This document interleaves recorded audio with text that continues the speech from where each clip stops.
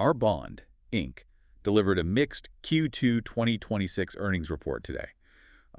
Missing top-line consensus, but actually beating on the bottom line. Right, so revenue came in at $2.12 million, which missed the $2.40 million estimate.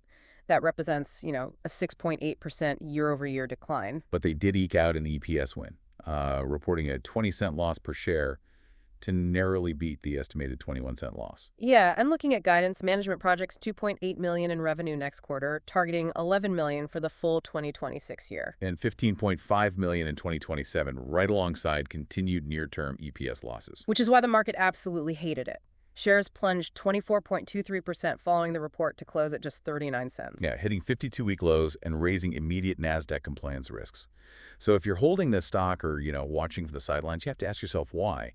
If they beat on earnings, why did the stock just fall off a cliff? Well, we really need to look under the hood of their SEC filings. Exactly. That is our mission for this deep dive. We want to figure out if this AI software pivot is real or if they're simply running out of road. Right, and to understand that 24% haircut, we need to look at exactly how they beat that EPS estimate. Because Wall Street looked at the quality of those margins and saw that the EPS beat was driven entirely by aggressive cost cutting. Exactly, not top-line growth. They slashed operating expenses by 41% sequentially. Bringing them down to $3.8 million. Yeah, and that is literally the only reason their net loss narrowed by 28% to $4.8 million. Right, because the top line is shrinking. Their revenue mix is still completely bogged down by their legacy physical services. Yeah, that old capital-intensive segment. It still accounts for 83% of their revenue. Meanwhile, their high-margin SaaS AI platform, which is supposed to be the future of the company, sits at only 17%. It's a tough spot. It is, and I have to push back on their strategy here.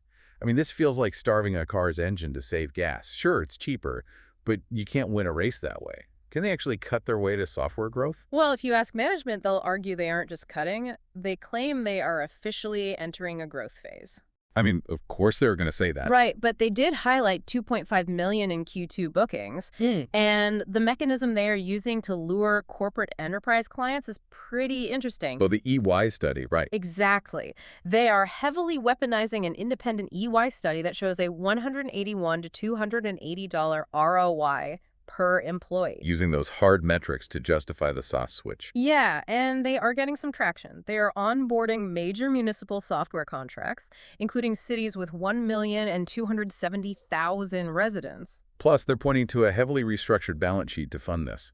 They've got $5.2 million in cash now, up 37%. And they managed to convert $3.3 million in debt to equity at a massive premium. Which paints a really optimistic picture on the surface. It does, until you cross-reference that with the harsh realities buried in their SEC filings. Yeah, the narrative really fractures there. Big time. For instance, you know that highly anticipated $3 million ARR U.S. government contract? Oh, wow. Yeah. It is now explicitly listed as unlikely to close over term disputes. Ouch. I mean, losing a $3 million annual recurring revenue deal when you only pulled in $2 million this entire quarter is just a massive blow. It really is. And it actually gets worse. Their 10Q includes a stark going concern risk. Oh, right, because of their severe cash burn and that growing stockholders deficit? Exactly. Management is legally obligated to warn investors that their ability to stay afloat is in question here. So the liquidity clock is ticking. Like extremely fast. Very fast. Which brings up the million-dollar question for you to consider. With a major $3 million deal dead and a going concern warning on the books, is that $5.2 million cash pile really enough runway for them to execute this municipal pivot? Well, Bond's ultimate survival depends entirely on flipping its revenue mix. I mean, if those massive municipal AI software pilots actually convert into sticky, high-margin SaaS revenue, it could completely reverse their cash burn trajectory. But here's a final thought for you to mull over. If a massive federal contract just fell apart, simply over term disputes, how safe are those city pilots? Wow, that's the real issue. Right, because municipal bureaucracy is notoriously slow. Could local government red tape be the silent killer that drains their $5 million lifeline before those contracts ever generate real cash? Keep an eye on the timeline of those city contracts. And make sure to follow the show for daily earnings coverage.